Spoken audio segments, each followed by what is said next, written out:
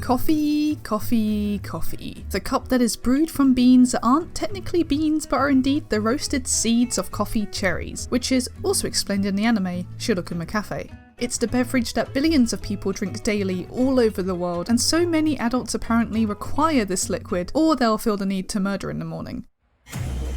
Just as Dexter's dad says, it's the key to our ignition. Coffee is what we adults need to get started in the morning. It's the key to our ignition. And yes, that addictive caffeine hit sure is something to behold, unless you're drinking decaf, which does still have caffeine in it, just much less. But of course, too much of anything is a bad thing, I think someone said once, but it does make sense that this commonly loved drink would also be included in video games as time went on. I fully wish I could confirm which was the first ever appearance of coffee in a video game, perhaps something like Burger Chase from 1984, but in general it's not something easily searchable, or commonly searched, I would imagine. I've been sitting with shrimp posture for a while now researching this, occasionally drinking coffee out of my Mickey Mouse mug as inspiration, but it's been a lot of fun. When you search for so-and-so video game plus coffee, you will more often than not end up with images of coffee cups related to said game, or coffee beans related to said game, or coffee art related to said game, not necessarily coffee within the game itself, which is what I was looking for. I got there in the end, however I now have this heightened awareness of coffee that I didn't carry with me before. In my eyes, coffee represents a time for calm, rest, thus equaling rejuvenation. Whether you're drinking it from the comfort of your own home or somewhere in the outside world, coffee is known as that perfect pick-me-up. Coffee out in the wild is the best coffee. Period. I do know a few people who don't like coffee, and I thought I didn't either until I started having mochas with a very specific amount of coffee, chocolate powder and oat milk, and I do get quite disheartened if it's not exactly right. I also really enjoy a slice of coffee cake, or some coffee ice cream, or coffee chocolate.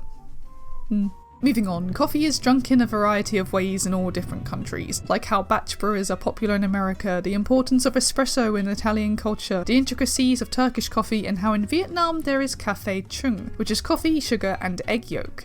And the history of coffee in general is also cool. You know, like how Ezio invents the latte. What's café? An interesting concoction brought to me by a Turk merchant. Here, have a taste.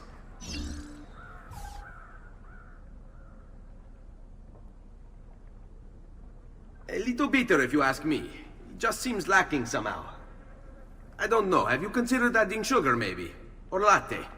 I suppose it's something of an acquired taste. I noticed that the way coffee is presented in games varies widely. Coffee was present in vending machines, on posters, in thermoses, Alan Wake fans, you know what I'm talking about, and throughout my research I was looking at games and pondering, is this a batch brewer? A siphon? Maybe an espresso machine? I was sending pictures to my boyfriend in the middle of the afternoon asking, yo, do you think this is a percolator? And the thing is that he has been a coffee roaster for over a year now, and he is exactly the source of my inspiration for this video to begin with, so shout out to him. I don't have this huge love for coffee like he does. He is essentially the biggest coffee connoisseur I've ever met in my life. I've never really had anyone to compare him to though all this time, so I've just consistently thought that he's some sort of coffee genius, which, you know, he is. Over time, he has enlightened me about the many ways to make delicious coffee, and I'm not really talking about instant much here, even though instant is all I thought existed when I was growing up. I genuinely did not realise how big the world was at all until maybe 4 years ago. To someone with no knowledge of coffee, it's actually all surprisingly complex.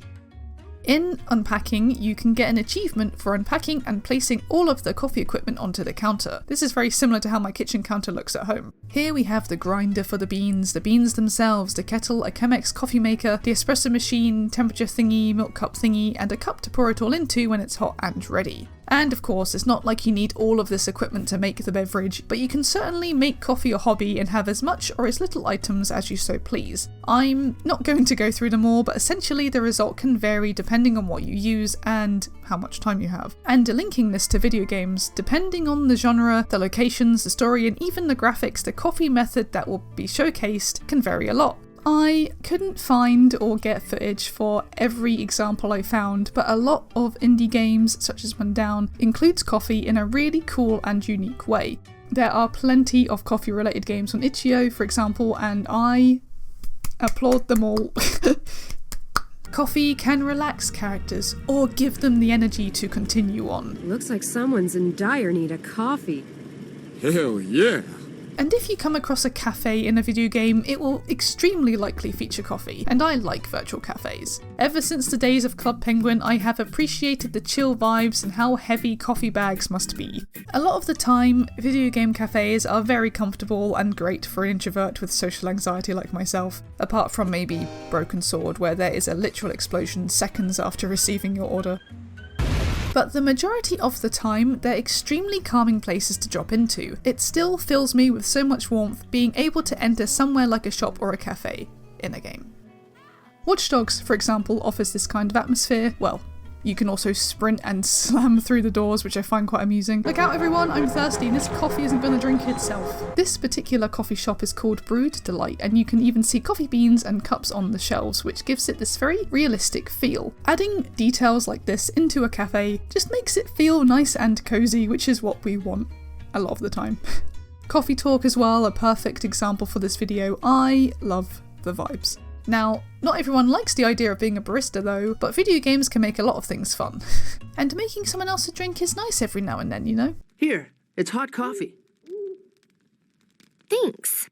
Hot, isn't it? Yeah, really hot. It's actually iced coffee. What? I had Genus make it cold. Oh, yeah. Of course it's cold. I lied. It's actually hot. Coffee Talk, its first episode released in 2020 and second released in 2023, has you immersed in conversation with a diverse cast of characters whilst making a range of drinks including coffee, tea and chocolate-based drinks. It is set in an alternative fantasy version of Seattle. The slow-paced, quiet nature of enjoying a chat and a drink is perfectly encapsulated. I had a similar appreciation for the vibes in Dragon Age: The Veilguard, which I finished earlier this year. Go Dragon Age. As coffee is used as a bonding point with the character Lucanus, and I thought it was really sweet. Treviso was one of my favourite locations next to Necropolis because I like skeletons and death apparently, and the cafe by the water had this really chill atmosphere that I really enjoyed. The graphics are stunning and the design of the coffee cups too is super stylish. Same with the Antivan coffee maker you can place in your room. I'm not really sure how it works. It says it can make tea and coffee. Someone on Reddit did point out that it has a few similarities to this coffee maker, and this does actually have a label saying Treviso, so there you go. And if you want some necromancy with your coffee, Necrobarista is the game for you. A uniquely cinematic visual novel game where you navigate Melbourne's coffee culture whilst also exploring life and death. I saw that it's a surprisingly deep and touching game following themes of death, letting go, grief, and of course, coffee. Zenless Zone Zero has a cafe I like as well, where you can purchase 1 coffee a day. The owner is called Tin Master and the design is brilliant.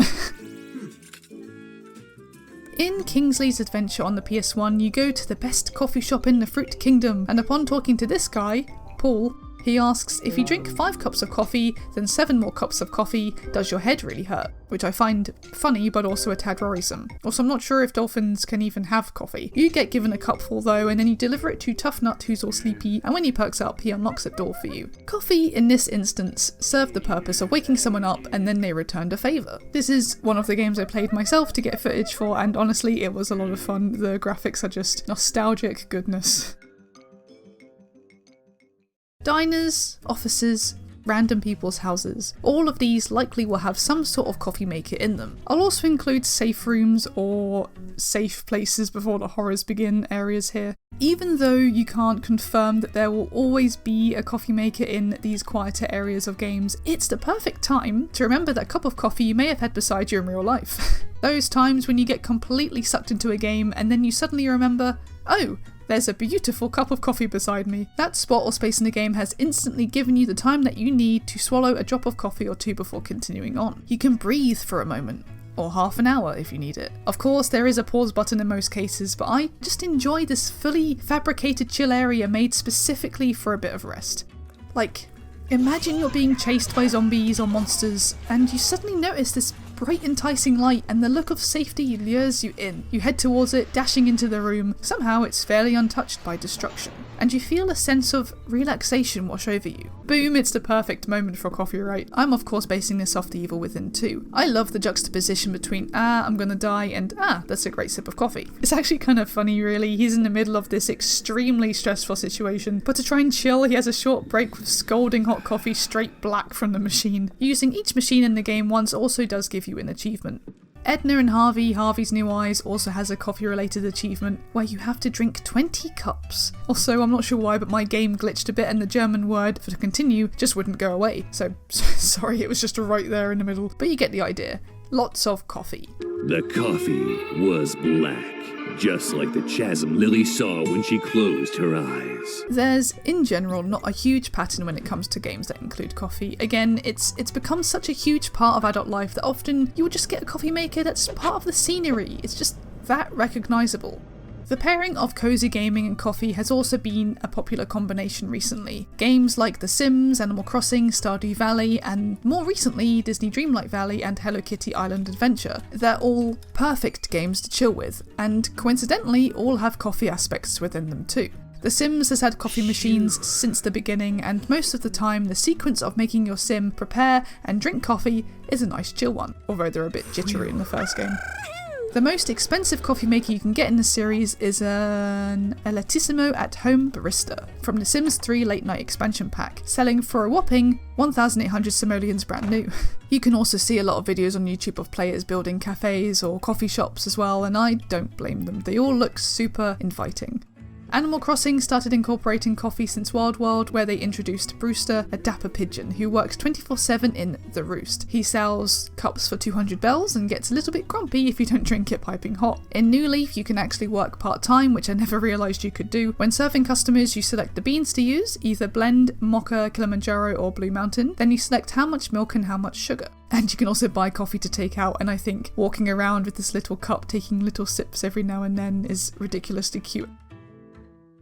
Brewster does make a return in New Horizons, and you can see all of the equipment quite a bit clearer. He uses siphons, and siphons are really cool. If you sit down for coffee on 30 different days, then he also gives you one, which is very nice of him. I picked up New Horizons again recently, and I'm not kidding, I kept getting coffee equipment in the shop whilst trying this. It was a bit weird.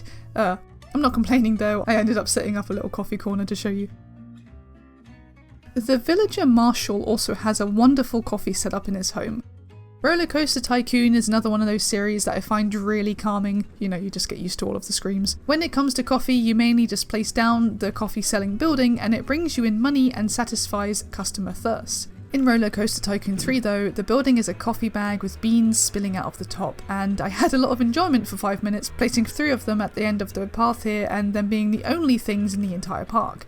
I put some fire down, made it dark and ambient, it was great.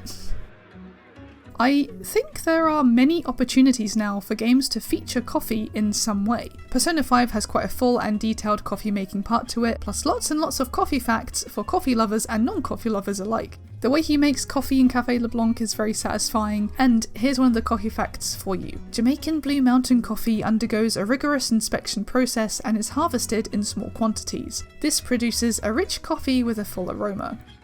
This place is definitely in the running for most atmospheric and chill, so much so that there are even dedicated videos set within it for study, relax, or sleep. I found that games feature coffee in many unique ways, from growing beans, collecting beans, pouring coffee onto yourself or other people, and visiting Coffee World. Coffee World, of course, being from Alan Wake 2. Now, unfortunately, I can't say too much on this because I only just got the game, because I'm always super late to new releases. What I do know, though, is that Coffee World is a coffee-focused amusement park with a moose mascot named Mocha. The creative director at Remedy Entertainment, the well-known Sam Lake, clearly has love for coffee, as there have been many Twitter posts that are related to coffee or him sharing coffee with other people, and it's just great. There's honestly loads of them. Legend. I also enjoyed looking at Hideo Kojima's posts featuring coffee. Anyway, I did indeed say that there are games that feature pouring coffee onto someone. I was surprised that there was more than one, but Grim Fandango, Franbo, and Black Mirror 2, all in the point-and-click genre, all make you pour coffee onto someone to progress. I wouldn't recommend you pouring coffee onto someone in real life unless it's part of your quest I guess. In a similar nature, you pour your coffee onto an inspector's raincoat in Urban Runner. In a flash of inspiration, Ada spilled some coffee on Inspector Van Dale's raincoat. The very thought of it makes me shudder. And in Goodbye Deponia, you have to pour coffee a few times to summon Tidybot. You also get a face full of coffee dust earlier in the game too, so you know, games really do bring all of these new experiences. Such fun. Actually, Deponia has a handful of coffee-related parts, like this very unconventional large espresso machine. Even if coffee is just in the background of a scene, whether it's interactable or not, it serves a purpose. You can even use a coffee pot as a weapon in Dead Rising 2. I was disappointed that it broke immediately, but I don't really know what else I was expecting. Azucena Ortiz from Tekken 8 is based on coffee. I quote, "Also known as the Coffee Queen, she is the only daughter of the family running the Ortiz farm, a Peruvian coffee plantation. She is obsessed with coffee, considering it to be the best drink in the world." Kind of reminds me of someone. Oh yeah, my coffee roaster, coffee loving boyfriend kind of comes to mind. You might as well be a coffee pot at this point, like in Desolate Hope. And I know, there's the infamous controversial minigame in GTA San Andreas called Hot Coffee, in which coffee is used as a euphemism. What I find even more funny though is that Jack X Combat Racing references it. What? And we're coming up to the end here. I just don't want us to forget about the coffee beans themselves. They deserve love too. Like, you have to grind beans in Runaway, A Road Adventure. If we couldn't grind those beans, it would be an absolute disaster. Whether you're finding beans for survival or collecting them for someone else, coffee wouldn't exist without the beans to make it. In Final Fantasy IX, there is a side quest where you have to collect rare coffees for Morid. You have to find the Mocha, Kirman and Burman coffee beans scattered all over the world, and as a reward you get a mini Prima Vista ship. Cute. There is also Ebony Coffee in Final Fantasy XV, which originally was not a product placement, but after realising that there was an actual brand in New Zealand, Square Enix reached out to the company and got permission. So it's in the game, which is a neat little story. I also found it fairly amusing that a handful of games have coffee vending machines, but I only found it amusing because I've never really seen one in real life, I don't think. I saw one first in Shenmue where you can buy a warm coffee out of the vending machine for 100 yen. I remember thinking, wow, how useful, you don't have to talk to anyone at all, it's great. In the Japanese version, the machine sells Georgia Coffee, which is a brand sold in Japan by the Coca-Cola Company, which launched in 1975.